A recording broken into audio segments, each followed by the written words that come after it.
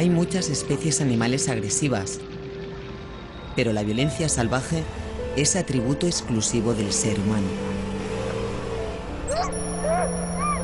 Masacres, torturas, violaciones, genocidios son parte de la historia del Homo sapiens, el más evolucionado de los habitantes del planeta. Estoy en la cocha, ha habido una bomba en el tren y hemos tenido...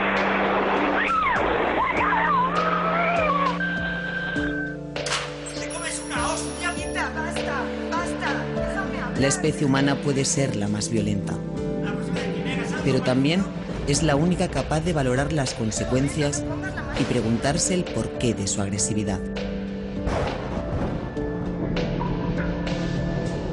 Estamos encontrando marcadores neurobiológicos, genéticos, de que hay cerebros en personas violentas que no funcionan del mismo modo que un cerebro no violento. Hay algo que es diferente.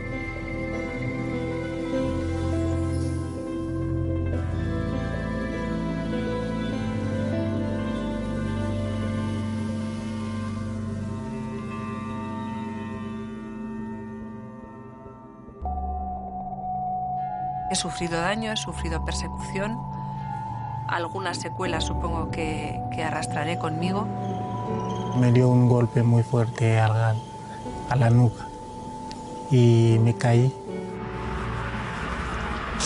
Me quería hacer daño y no sabía cómo. Ser víctima es una cosa muy importante, es que la vida a uno se le quiebra. Son personas sometidas a situaciones muy límites, absolutamente límites, la situación más límite que puede tener un ser humano. Una situación que sufren millones de personas en el mundo. Son las víctimas de una violencia cuyas claves se esconden en los entresijos de la condición humana. Vamos a su encuentro.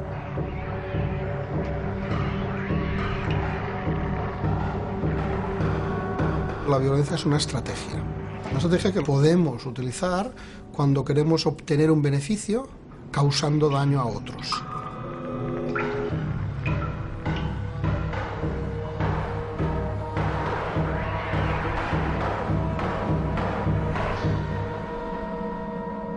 El hogar es el lugar más peligroso, con la excepción del ejército en tiempos de guerra.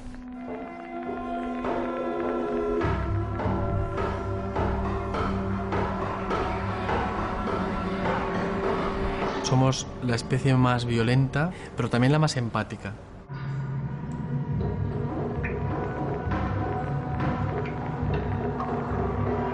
¿Quiénes son los agresores? Pues tú mismo, ¿no? O sea, no sé, tu familia.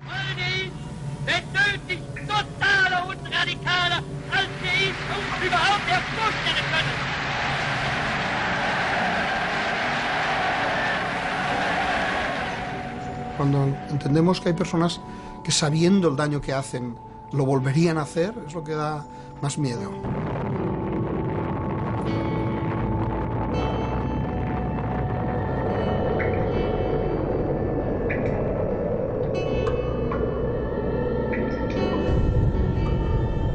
Seguimos el rastro que deja la violencia, un recorrido que nos llevará desde los orígenes del hombre y la agresividad primitiva a los últimos descubrimientos en neurociencia y genética.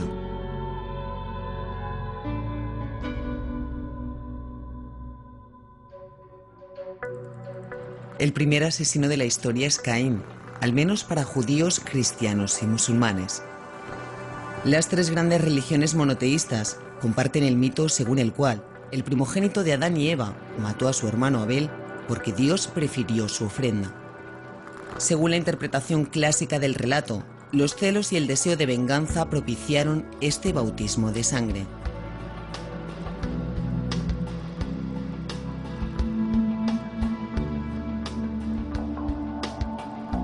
Sierra de Atapuerca, Burgos.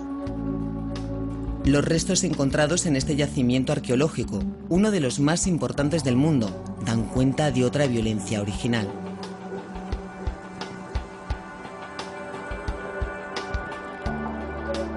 Es la prueba más antigua que existe en la prehistoria de agresión entre grupos, porque aquí lo que hay es consumo de descuartizamiento, en fin, descarnamiento, extracción o fracturación de huesos para extraer la médula, decapitaciones, en fin, todo lo que comporta pues el consumo de un cuerpo, pero a gran escala, toda clase de personas, niños y adultos.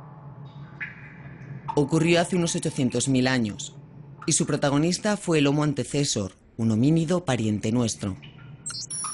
En nuestra opinión, no es solamente un canibalismo gastronómico, sino que seguramente por competencia entre los homínidos aquí se instala una cultura que era enseñar a tus descendientes, pues para evitar la competencia, pues más fácil es comer y laminar por abajo las pirámides más jóvenes. Es posible entonces que no los mataran y se los comieran por hambre, sino por estrategia. El canibalismo existe aún ahora. Hay canibalismo en nuestra especie. O sea que el canibalismo no es propio del género Homo, es propio de muchísimas otras especies, tanto de depredadores como de otro tipo de mamíferos. Al igual que el canibalismo, la agresividad tampoco es exclusiva del ser humano. Hay agresión entre especies, el depredador con respecto a su presa. Luego, dentro de la misma especie, hay agresión o agresividad entre grupos. Y luego dentro de cada grupo hay agresión, en relación con la jerarquía y el estatus, en relación con la competencia por la reproducción.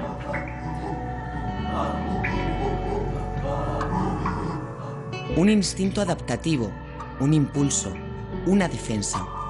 Estas son las bases de una agresividad animal que en el Homo sapiens va a tener sus particularidades.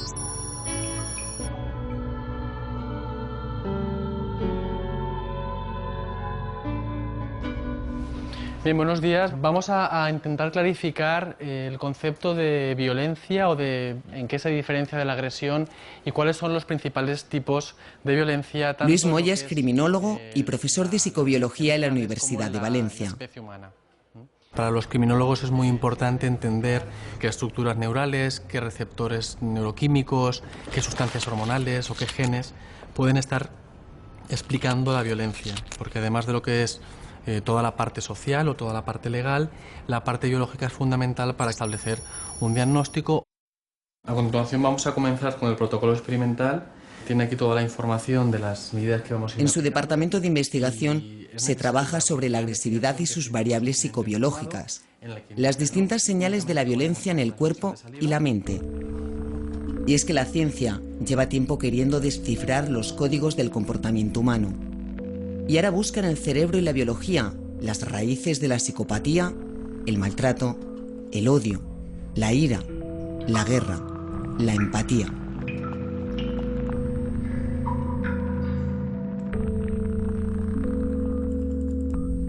Los estudios actuales están viendo que las estructuras cerebrales y las sustancias químicas son muy distintas cuando uno tiene una descarga de violencia y de agresividad a cuando alguien premeditadamente está pensando en agredir.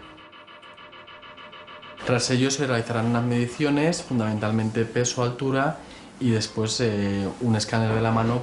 Por supuesto, ninguno de los procedimientos que aplicamos es doloroso. La violencia provoca daño, sufrimiento y muerte. La Organización Mundial de la Salud ha cuantificado estas secuelas y ha trazado un mapa del horror en el que se denuncian el secretismo y los tabúes que rodean el comportamiento violento y la predisposición a creer que es inevitable.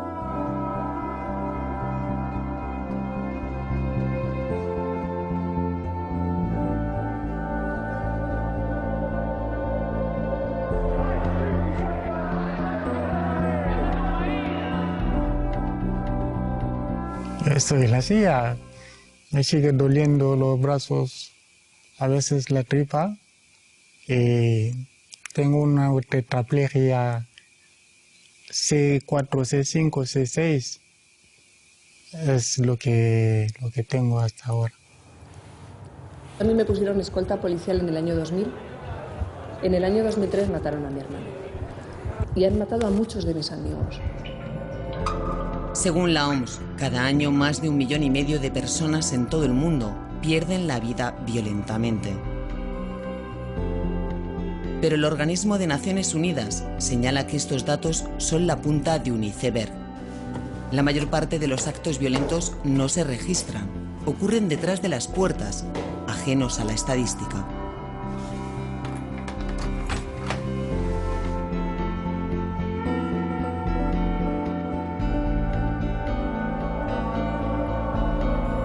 A mí esto de las 8 de la tarde, cuando él tenía que volver, yo estaba todo nerviosa y no sabía cómo venía, si venía con ganas de bronca o no. El escuchar la llave en la puerta era horroroso. Y yo cada vez que sonaba la llave de mi puerta me ponía a morir. Existen más de 170 definiciones de violencia y muchos tipos de esta. Hay veces que se habla de la violencia como un instinto, como una emoción, como un síntoma de una enfermedad mental o simplemente como una patología de la agresividad. Nosotros entendemos que la violencia no es nada de todo esto, aunque tiene que ver con todo ello. En humanos se han establecido distintas categorías: violencia impulsiva, violencia física, agresión defensiva, violencia anónima, violencia premeditada, violencia autodirigida, violencia personalizada, violencia instrumental, la agresión sexual, la violencia sexual, las agresiones crónicas continuadas, la violencia psicológica, la coacción, la amenaza, las humillaciones, la humillación. También tendríamos casos más específicos como la violencia de género. Se sentía bien humillándome, disfrutaba viéndome tan pequeña como me hacía sentirme, porque me hacía sentirme muy pequeña. Y él se sentía como superior a mí. Todo viene a raíz de que yo me quedo embarazada. ¿Cuál fue mi problema? Pues que yo en mi embarazo engordé pues como 38 kilos. Empezó a ser un insulto diario. Estás como una mole, estás feísima, estás como una vaca. Él llegaba en estado de ya sí iría también. Me fue cortando el círculo de amigos y de amigas, no quería que saliera a la calle. Soy hija maltratada también, aparte de ser maltratada por mi pareja, también por mi padre. Maltrato infantil. La negligencia. La violencia contra los mayores. El conflicto entre grupos. La violencia colectiva. La violencia de Estado. Los atentados terroristas. El suicidio como arma contra el enemigo. La guerra. La guerra. Cada hora, 35 personas mueren como consecuencia directa de un conflicto armado. Y en un día cualquiera, alrededor de 1.500 fallecen en actos de homicidio en el mundo, a una persona por minuto. El número de asesinatos en los países con más pobreza es el doble que en los ricos. Y el número de muertos en conflictos, casi la totalidad. La relación entre progreso y guerras tiende a ser inversamente proporcional. Pero la violencia no solo causa muerte, ni es hija única de la desigualdad. Estoy en la silla por ser negro. Uf. Eso ya vuelvo todo el tiempo a contarlo, a veces me está dando mucha pena. Pero fue en 2007, en febrero, que un individuo me pedía el tabaco y como no tenía, empezó a insultarme los insultos racistas. Puto negro, ve tu sitio, no estás aquí, tú tienes que volver al jardín zoológico, viva España, arriba España. Luego al darme la vuelta me dio un golpe. Desde ahí hasta ahora estoy en la silla de ruedas. Un golpe seco en la nuca y la vida de Migua cambió para siempre. Estoy acostumbrado a despertarme sobre las 6 de la mañana. A las 10:30 estoy a la silla y luego viene la rehabilitación, la comida a las 1:30 por la tarde. Yo trabajé casi de todo, pero mi último trabajo fue de traductor, de intérprete a un centro de acogida por inmigrantes en Sigüenza. Muevo solamente los brazos un poquito y nada más. Nada más. Ser víctima es que literalmente quiebra la vida. Es decir, hay un antes y después de la victimización. El doctor Enrique Vaca es psiquiatra criminólogo y miembro de la Fundación Española de Victimología. Hace unos 20 años más o menos la victimología consistía fundamentalmente en estudiar qué características tenía la persona agredida y sobre todo las consecuencias. Entonces se olvidó un poquito la participación que el agresor tenía. Ahora se tiende a equilibrar un poco más la situación. Muchas veces se ha pensado que dirigir la mirada hacia el agresor es una forma indirecta de justificarlo. Estos temas son temas tremendamente sensibles y además son sensibles con razón. No, dirigir la mirada hacia el agresor no es justificarlo. Nos interesa entender al agresor porque es la única forma de hacer programas o acciones de prevención. Ahora en el viaje, ¿cuántas personas vienen? Pues, Porque un desconocido dejó tetrapléjico a amigo Abuene, truncando así la historia de ambos. El odio. El odio. Odio. Unos indicadores biológicos. Bajos niveles de empatía. La impulsividad. El sujeto que estalla porque no sabe manejar la situación. La baja tolerancia a la frustración. Baja tolerancia a la frustración. Resistencia a la frustración. Insuficiencia personal. La búsqueda de sensaciones. Componentes de edad. El hecho de ser hombre en sí mismo. Los factores de riesgo básicamente son ser hombre, ser joven. La violencia en un adulto suele tener antecedentes en la infancia, en la adolescencia. Difícilmente aparece de forma novedosa más allá de los 25 o los 30 años.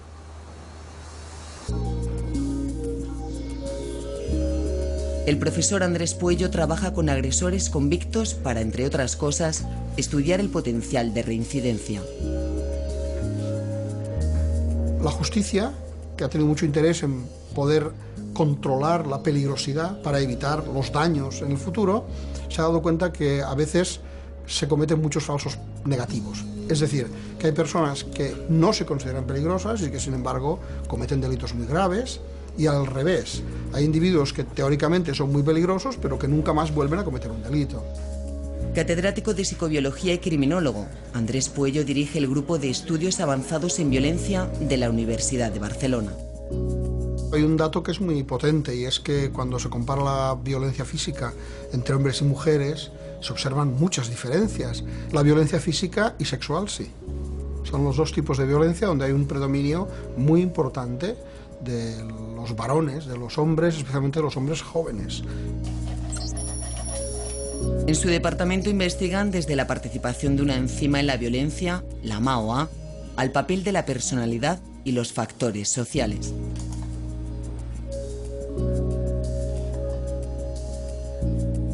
En general, las mujeres utilizan más la violencia psicológica, la negligencia también. De hecho, cuando se habla de mujeres asesinas, se suele hablar mucho de las envenenadoras, que es un paradigma de las mujeres que cometen ese tipo de delitos. Pero el uso de la violencia física es mucho menos frecuente y la más rara de todas es la violencia sexual. Eso, de hecho, es una incógnita que los criminólogos no saben muy bien cómo explicar. Es muy poco frecuente, extremadamente poco frecuente.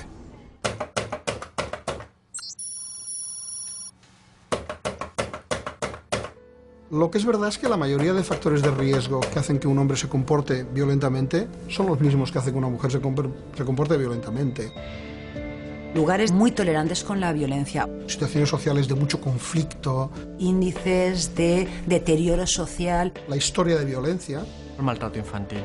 El niño maltratado que se convierte en maltratador. El consumo de sustancias.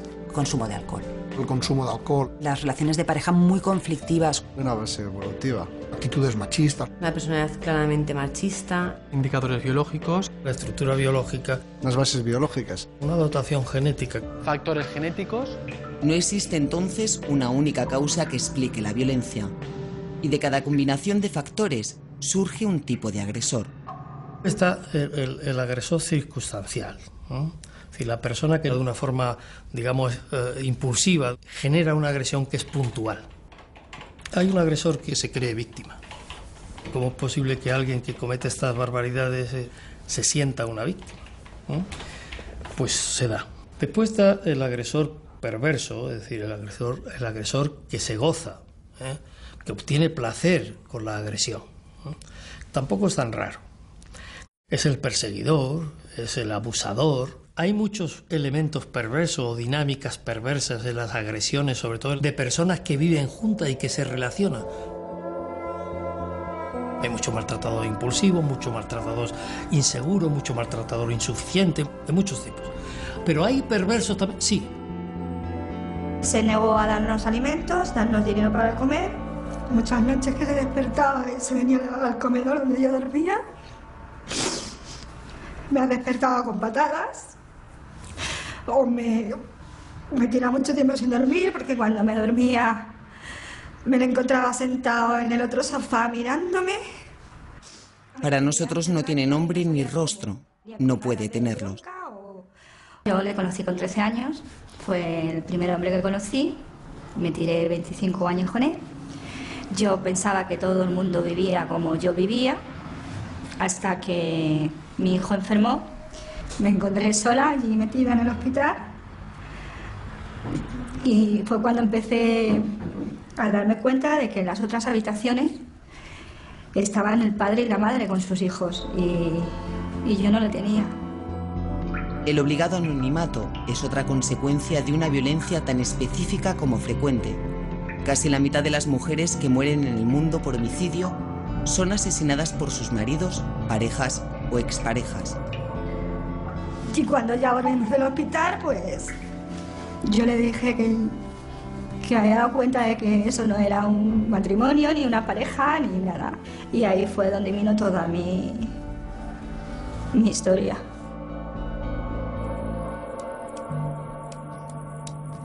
El hogar es el lugar donde más muertes se producen, donde más violencia hay, exceptuando el ejército en tiempos de guerra, claro. Marisol Lila dirige un programa de reeducación para condenados por violencia de género en la cárcel de Picassent, Valencia. Violencia para ellos, o para la gran mayoría, solo es cuando le has pegado un puñetazo en la cara. Si no, no hay violencia. Amenazar de muerte, controlarle el dinero, no dejarle ver a sus amistades, no dejarle salir con determinada ropa, eso para ellos no es violencia. Cuando eso es violencia y además es constitutivo de delito. Unos 400 penados han pasado ya por unos talleres que en ningún caso son sustitutivos de la pena. La entrada suele ser: hombre, me tocó una jueza, la abogada y ahora aquí todo mujeres. Es que la tenéis tomadas con nosotros, es que en este país ya mandan las mujeres, es que... Es la reacción natural. Vienen alteradísimos, vienen enfadados con el mundo, se consideran víctimas del sistema judicial, consideran que ellos no han hecho nada. Como a mí me dijo una vez mi hijo, me dijo: mamá, tú vales mucho, tú no tienes que permitir que nadie te haga sentir mal. Cuando ellas entran a formar parte del grupo, la primera reacción a veces suele ser de mucha sorpresa, porque esperan que el grupo lo formen 3 personas. Y cuando llegan y ven tanta gente, pues como que se quedan un poco asombradas. Que ellas se tranquilicen y vean que ni son ellas las que están locas, ni son ellas las que tienen la culpa, ni han provocado estas situaciones. Blanca Vergara es psicóloga e imparte talleres de apoyo a mujeres que han sufrido malos tratos. Con experiencias del trabajo, quien no trabaje fuera de casa, con experiencias de haber quedado con las amigas tomando. Lo que siempre coincide en todas las mujeres víctimas de violencia es en la doble personalidad, que le llaman ellas, la doble cara que siempre tienen, hasta pegarnos un baño, como hemos también hablado mucho. La mayoría de maltratadores saben controlarse muy bien en situaciones públicas y únicamente deciden perder el control en las situaciones íntimas. Para Marisol Lila, la reeducación, el cambio en un maltratador, ni es posible en todos los casos, ni se produce de un día para otro. Se trata de un proceso largo y difícil, de incierto pero importante final.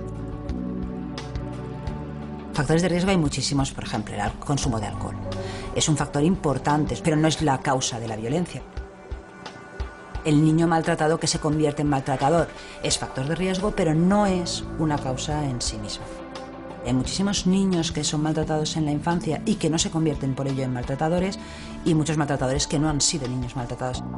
Cuando la única forma de relacionarme con los demás es a través de la violencia, cuando no tengo nada de empatía, el vivir en culturas que sean machistas, lógicamente es más fácil que se tolere y se permita y suceda la violencia, ¿no? El fiscal pide 33 años de cárcel para el acusado. Actualmente, un 10% de los condenados a prisión son maltratadores. El asesinato machista se castiga con una pena promedio de 18 años, pero no siempre ha sido así.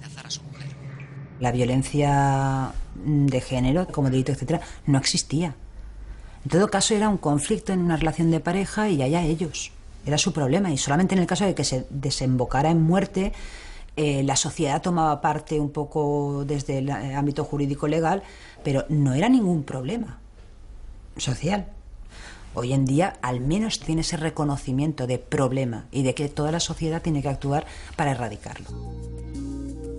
Hasta que no ha surgido el tema de violencia de género, no ha habido tantos recursos públicos destinados a ese tipo de investigación. En la misma facultad en la que da clases Marisol Lila, Luis Moya persigue las claves de la agresividad humana. Yo creo que a raíz de esos tipos de violencia podemos darnos cuenta de hasta qué punto se puede llegar a agredir, violar e incluso matar a personas. La resistencia, la frustración y las distintas reacciones que produce centran sus investigaciones actuales. La dependencia de la víctima con el agresor es fuerte, pero la dependencia del agresor con la víctima es todavía mayor. No puede vivir sin ella. Entonces, en el momento en que es abandonado, la mata y después se mata. Vamos a comenzar con el peso. Para Luis Moya, como para otros criminólogos, muchas de las claves de este tipo de comportamientos residen en el cerebro y su funcionamiento. De acuerdo, Alberto, ahora lo vamos a medir. Clásicamente se pensaba que el sistema límbico, que son estructuras que están regulando las emociones, eran las estructuras responsables de la violencia. Actualmente sabemos que es un conjunto o un sistema neural complejo en interacción, que comprende todo el cerebro, desde estructuras muy básicas y primitivas que compartimos con animales, hasta el último control que viene por parte del córtex y sobre todo la corteza prefrontal, que es una estructura o una parte del cerebro que nos diferencia del resto de especies. Si hay un correcto funcionamiento del córtex prefrontal, es más fácil que se controle el impulso. Y es en esa zona cerebral donde se empiezan a detectar las marcas de una violencia muy específica. De todos los estudios que se han ido llevando a cabo hasta el momento, lo que se ha visto no es que el cerebro de un psicópata, si hacemos una fotografía, un tag, sea distinto de un cerebro no psicopático, pero es cómo funciona el cerebro. Un cerebro carente de empatía y de remordimientos.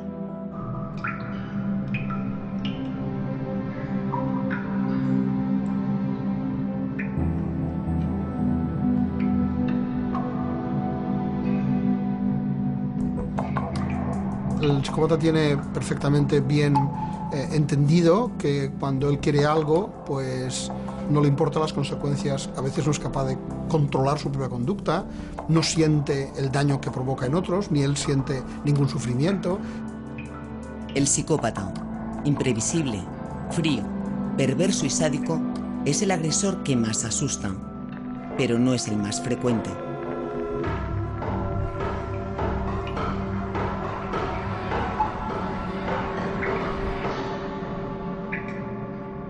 Ellos se creen virtuosos.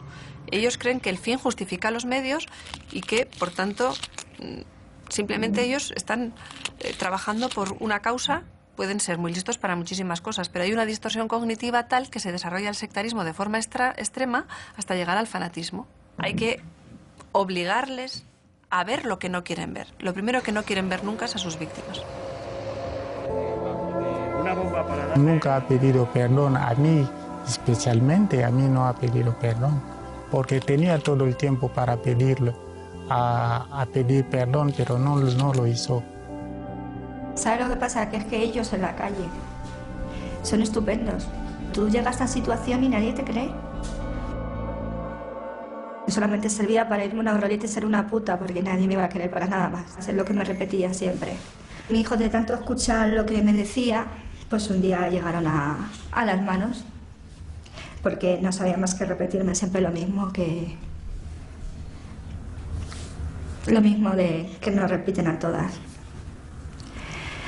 Y mi hijo se pegó con él, llegó a pegarse con su padre y mi hijo tendría 14 años, tenía más. Marcadores biológicos nos pueden predisponer a ser violentos, pero cualquiera de nosotros, en circunstancias determinadas, podemos ser violentos. Aunque algunos parten con más opciones que otros. Algún resultado tendrá que empezar desde el principio. El hecho de ser hombre en sí mismo es más probable por tu conformación de tus vías serotoninérgicas y de otros sistemas de neurotransmisión que tengas alteraciones de la conducta violenta. Más fácil. 15 por 7. 120. Error, comienza de nuevo. ¿No puede calcular más rápido? 589 por 13. Por favor, concéntrese. En los laboratorios se reconstruye un particular escenario del crimen y se siguen las pistas que dejan neuronas, enzimas, hormonas, genes. Niveles elevados o bajos, crónicos de testosterona. ¿La testosterona? La testosterona. Ciertos estados deficitarios de serotonina. La serotonina, la dopamina, el GABA. Disfunciones en el lóbulo prefrontal. Alteraciones en el lóbulo frontal. Ciertas disregulaciones en la amígdala. Factores genéticos, la MAOA, etc. Cromosoma Y.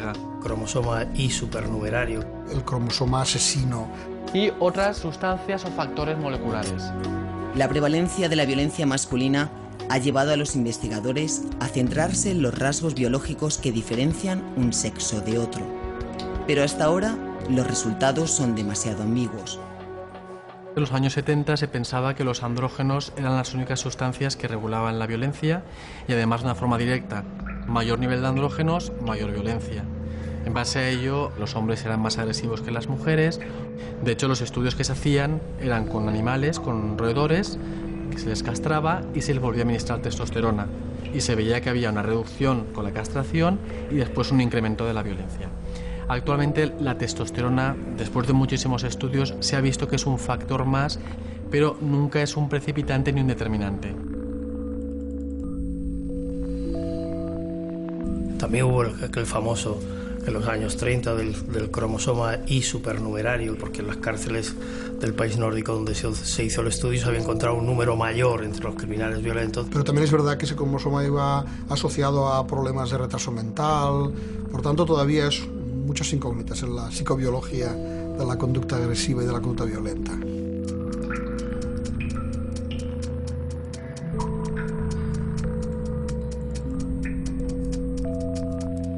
También somos o estamos marcados por siglos de evolución y el reparto de roles que se ha producido durante mucho tiempo ha marcado los cerebros. Un cerebro masculino, de alguna forma generalizando, tenía que estar más preparado para la violencia, mientras que el cerebro femenino estaba más organizado empáticamente porque se encargaba de la socialización, de la comprensión, del entendimiento de la prole.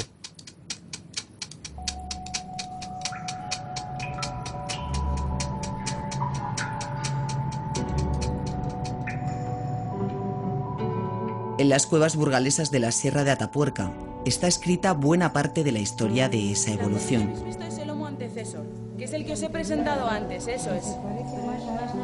Claro, sería Neandertal, luego este y el último... Sí que hay muchas trazas de golpes, y de golpes que parecen de pelea, porque están dados en diagonal. Hay muchos traumatismos en este tipo de restos, lo que indica que realmente era una sociedad muy dura. Eudal Carbonell es codirector de las excavaciones de Atapuerca, un tesoro arqueológico declarado Patrimonio de la Humanidad. Una lanza que se puede utilizar para cazar un caballo, factiblemente se puede utilizar para cazar a una persona, o tirar piedras es algo consustancial en la propia movilidad humana. Y por supuesto después también hay cuchillos, hay herramientas como hachas de mano, o sea, hay todo un repertorio que se puede utilizar obviamente como arma. Nosotros como especie biológica en realidad hemos evolucionado en el sentido de reducir y eliminar las tensiones. Es decir, que hemos evolucionado hacia la convivencia. Juan Luis Arzuaga es otro de los codirectores de Atapuerca. Catedrático de Paleontología y director del Instituto de Evolución y Comportamiento Humano, Arzuaga dedicó su discurso de ingreso en la Academia de Doctores a la agresividad del Homo sapiens. Somos capaces de cooperar y de relacionarnos individuos de diferentes sexos y de procedencias muy distintas. En ese sentido, somos una especie que ha evolucionado hacia la tolerancia. En contra de lo que se suele decir, porque tenemos muchos mecanismos de inhibición, de la agresividad. La violencia es muy poco frecuente. La sensación de que la tenemos constantemente es porque la vemos en los medios de comunicación, pero en la vida cotidiana lo que observamos es lo contrario. Somos básicamente bastante pacíficos. Ahora bien, nuestro problema está sobre todo en el conflicto entre grupos.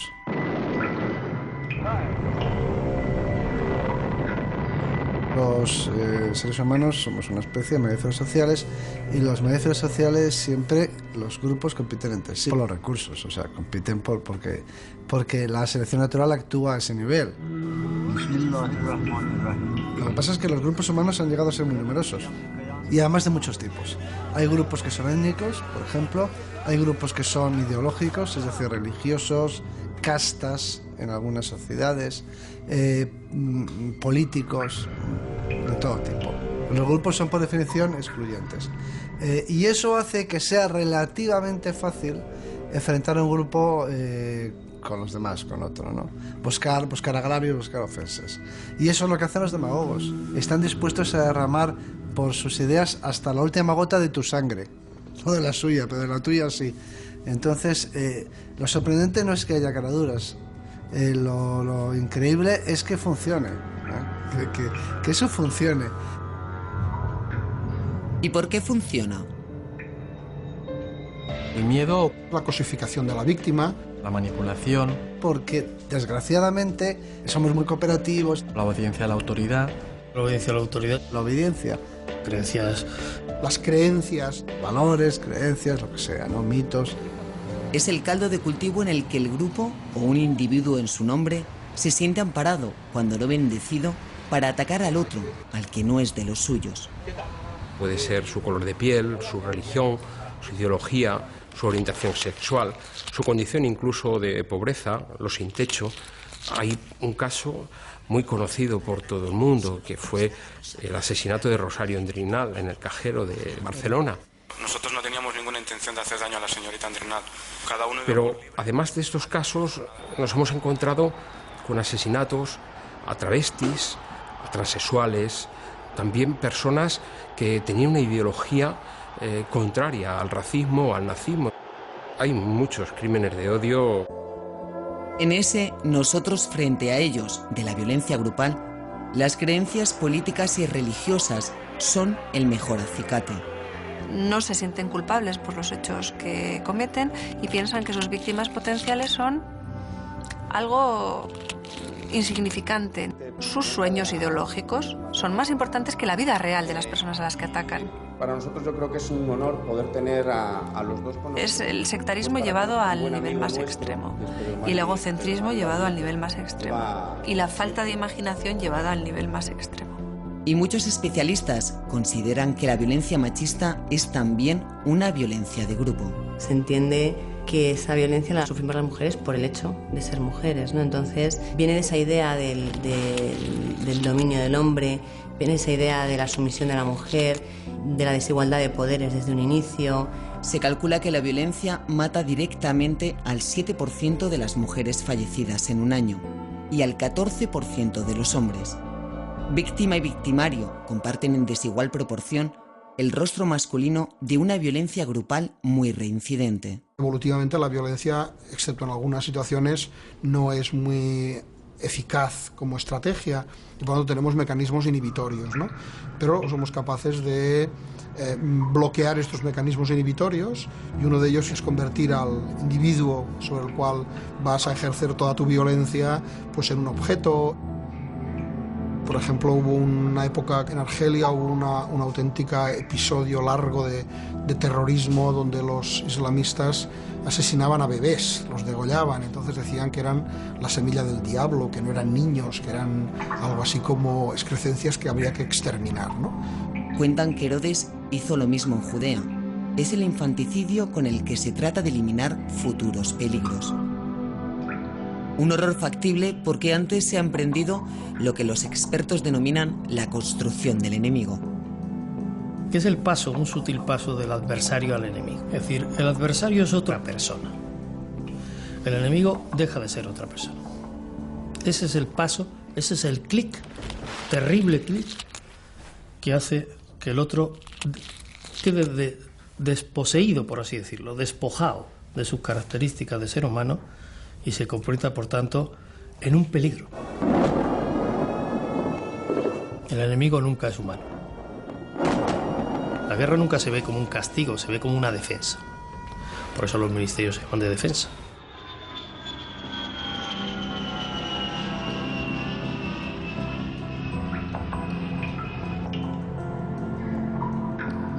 Hay un libro que se llama Aquellos hombres grises, donde una compañía de policía se le encargan tareas de fusilar judíos. Y son padres de familias normales y corrientes. Y es el estudio del comportamiento de cada uno de ellos. Hay algunos que se pegan un tiro para volver a casa. Hay otros que se dan de baja o que tienen que internarlos porque no lo pueden soportar. Y hay otros que disfrutan como enanos haciéndolo. Por supuesto, las personalidades perversas se manifiestan de una forma brutal en las situaciones bélicas de confrontación. La guerra de los Balcanes, esta última que hemos tenido, es un ejemplo trágico y tremendo de lo que ha podido pasar en ese sentido. Hay otros que lo cumplen como si fuesen funcionarios, es decir, se ponen en la absoluta neutralidad y lo hacen porque me lo ordenan, yo lo hago. Y eso se ha visto reproducido en la Alemania nazi, se ha visto reproducido en la Camboya de los Jemeres Rojos, en la Argentina de Videla. La guerra es el ejemplo más claro y extremo de la violencia entre grupos, pero no es el único. Genocidios, crímenes contra la humanidad, torturas y violaciones masivas, deportaciones forzosas, secuestros, atentados terroristas. No ha habido ninguna instancia internacional que haya sido capaz de ponerse de acuerdo en qué es terrorismo. Porque el terrorista no se siente terrorista. El terrorista se siente combatiente en unos casos y víctima en otros. Voy a empezar por contaros una historia. Difuso e indefinido, el terrorismo deja, sin embargo, víctimas muy concretas. Pues bien, lo patético y lo trágico de esta historia es que precisamente aquel niño que quedó en brazos de mi hermano aquel día fue precisamente la persona que lo mató 18 años después. Los muertos no hablan. Pedro Mari Baglietto explica a alumnos de bachillerato cómo ETA asesinó a su hermano Ramón en 1980 y cómo él ha renunciado a la venganza. El mensaje de la no violencia forma parte de las charlas por la convivencia que organiza la Fundación de Víctimas del Terrorismo. Nos hemos tenido que enfrentar al mal, nos hemos tenido que enfrentar a un daño tremendo, que es el daño que causan los terroristas, sean de tipo identitario o sean de tipo religioso. Y en ese proceso de duelo, en ese proceso también de búsqueda de nuevo sentido y de recuperación de nuestra propia identidad personal, somos absolutamente conscientes de que podemos aportar algo a la sociedad. Y esto es el decir no a la venganza. Joseba Pagazartundúa, el hermano de Maite, fue asesinado por ETA en 2003. Ella también ha sufrido años de amenazas y persecuciones. Para Maite, el testimonio en primera persona es su forma de mostrar que el fin no justifica los medios. En las sociedades suele existir a veces la tendencia a esconderse, a mirar hacia otro lado, pues frente a los matones de clase, frente a los matones de género, frente a otras formas de acoso, pues cuando un jefe es un tirano y los demás pues al final hacen la espiral del silencio que el jefe quiere que se haga con la víctima. La espiral del silencio se reproduce en muchas formas de violencia, también en violencia doméstica. Fueron muchas noches en velas, muchas pataditas, muchas amenazas de que él se iba a suicidar con las 3 escopetas que tenía, mucho hacerme sentirme culpable, mucho muy malestar, es un malestar. Y ya vino la policía y delante de la policía se echó hacia mí, la policía le separó y le empezó a decirme que esta hija de puta la mato. A esta hija puta la mato con las 3 escopetas que tengo, con una de esas la voy a matar. La policía me dijo que me fuera yo, y me fui con mi hijo. Llamé a mi otro hijo mayor y nos fuimos los 3, uno en cada mano, y eso es lo que me llevé después de 25 años. Nuestra mujer sin nombre sufre depresión, ansiedad, desarreglos hormonales, colon irritable, fibromialgia. Porque la muerte es solo la consecuencia más extrema de la agresividad humana.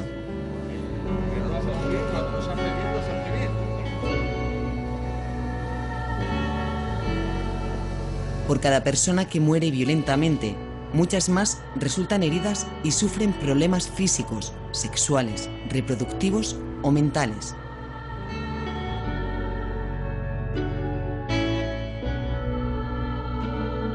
Cuando, por ejemplo, hay un maltrato, una violencia, se produce una deficiencia del funcionamiento del sistema inmunitario.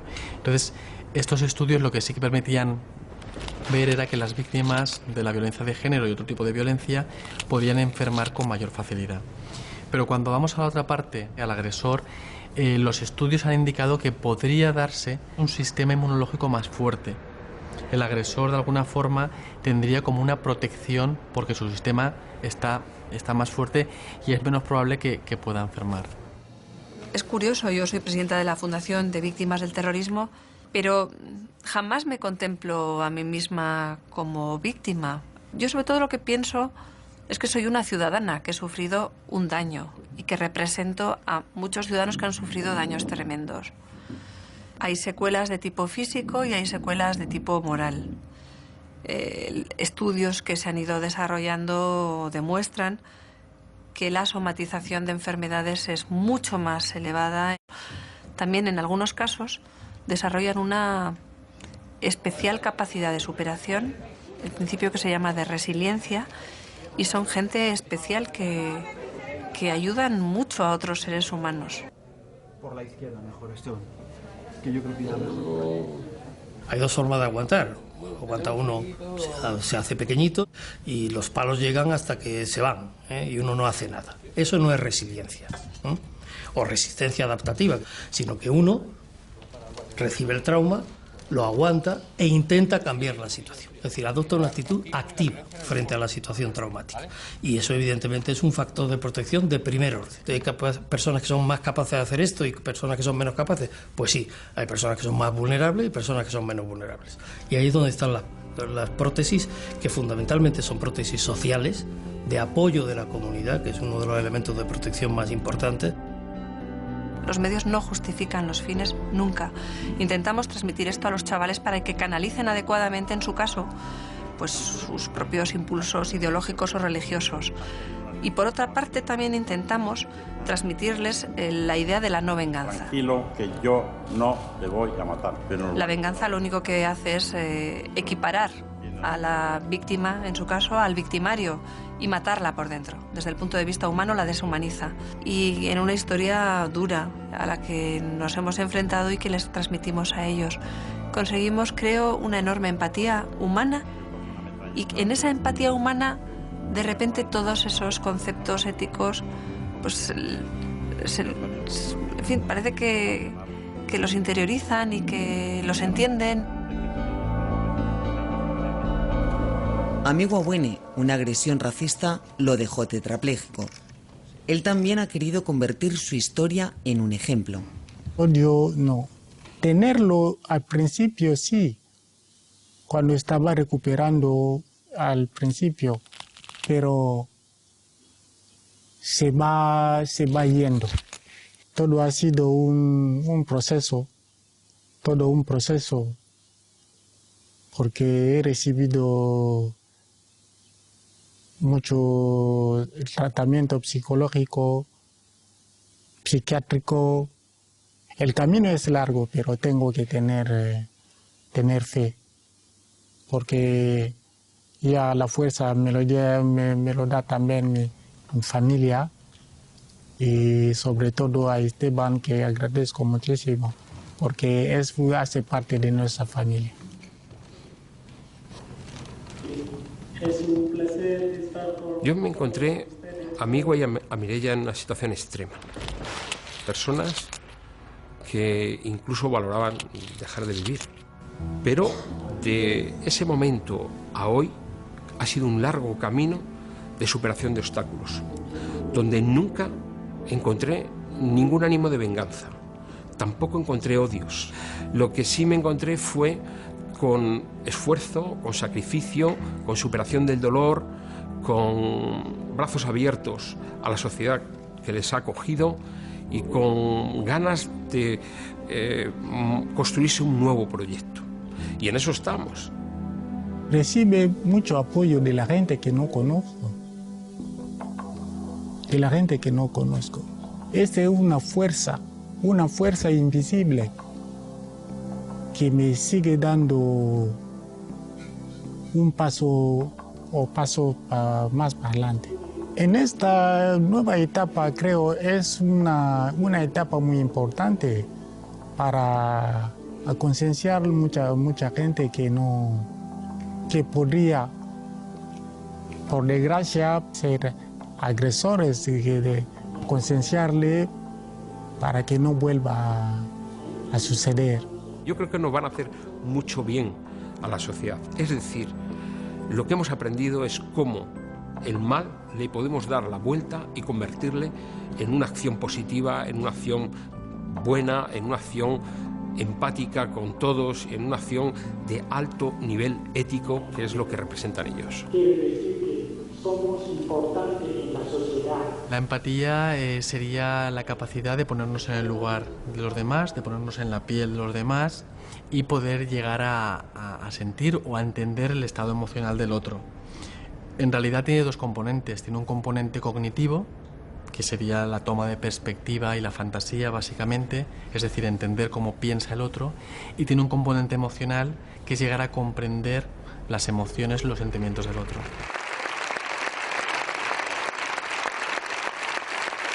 El antídoto natural de la violencia es la empatía. Y según la psicología, lo contrario de la empatía es el egocentrismo. De ahí que sea el egocentrismo la principal característica de los psicópatas. Mira, a continuación te voy a poner ahora unos electrodos. Me puse a hacer con otros compañeros una revisión de todas las estructuras cerebrales, neurobiológicas, que estaban implicadas en la empatía. Me di cuenta que sorprendentemente coincidían en gran parte con las que regulan la violencia.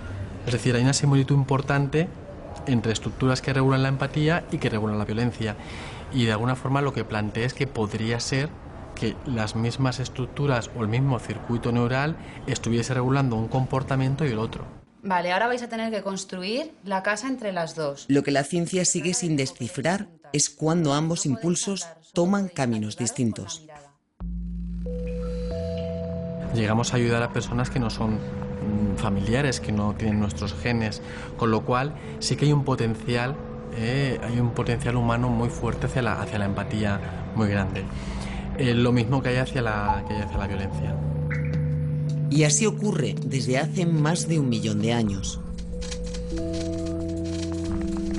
Tenemos ahí un caso de canibalismo, que es el resultado de muerte, de agresión y demás.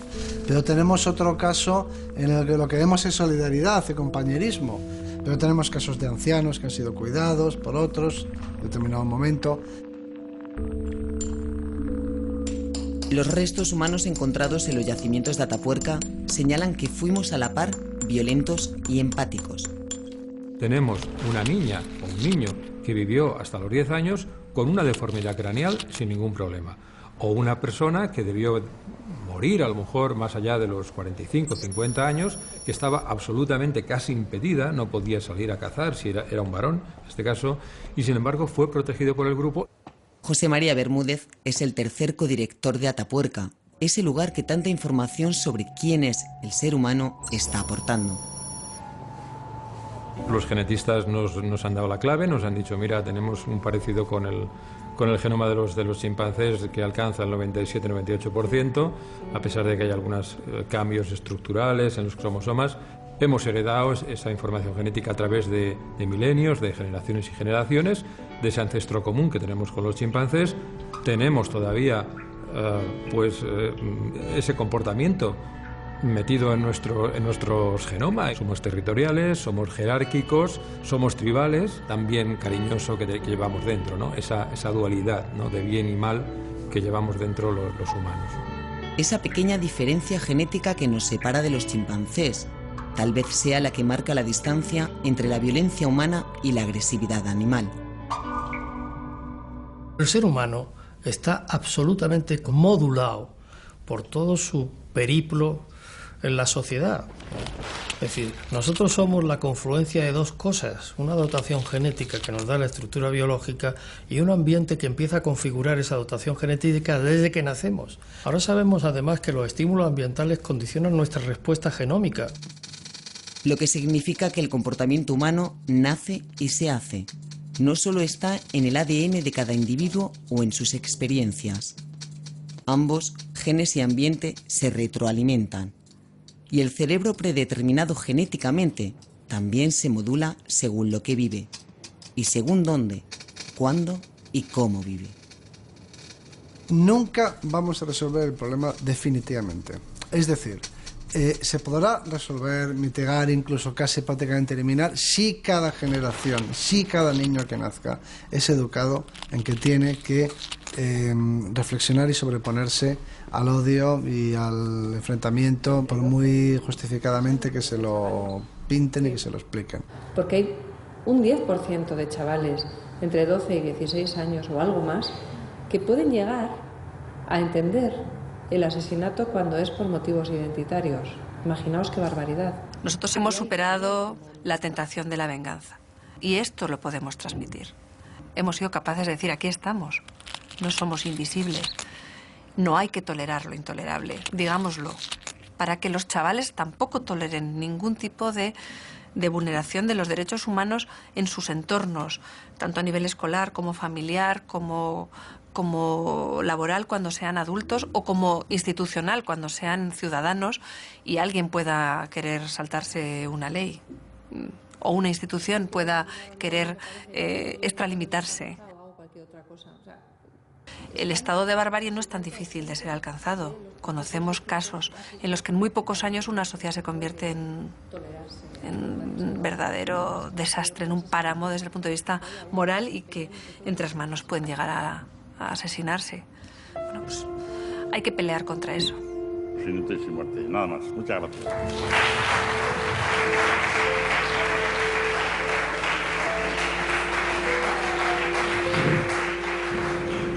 Que no haya otro mío para allá que se llamará X, no lo sé. Que no haya. Porque lo que me ha hecho a mí me ha destrozado la vida.